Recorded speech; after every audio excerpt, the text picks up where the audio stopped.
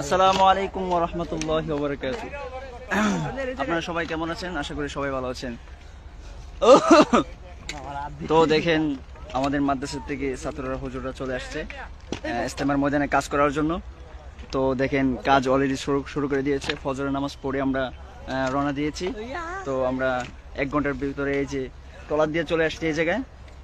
1 ঘন্টার ভিতরে এই জায়গায় চলে আসার পরে তারপর হুজুররা মুরব্বীরা কাজ ভাগ করে দেওয়ার পরে আমরা একের পর এক কাজ করেই যাচ্ছি।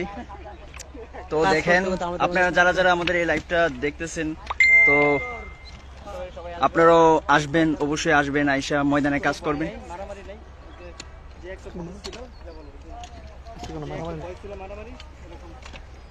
আগে যে একটা ভয় ছিল কোনো মারামারি হবে, এই যে কাজ করতে আসলে দেখা যায় হামলা করতে পারে, এখন এই বইটা কিন্তু এখন আর নাই। এখন মনে করেন এই বইটা এখন দূর হয়ে গেছে, এখন আরামসে আপনারা এসে কাজ করতে পারবেন। তো যারা যারা দেখতেছেন লাইভ, আর এটা বেশি বেশি শেয়ার করতে থাকেন, শেয়ার করে দেন, আর আপনারা কাজ করার জন্য চলে আসেন। এখানে কাজ করলে অনেক ফায়দা, আল্লাহর রাস্তায় কাজ করতেছি, তো আমরা কাজ করতেছি, আপনারাও করবেন।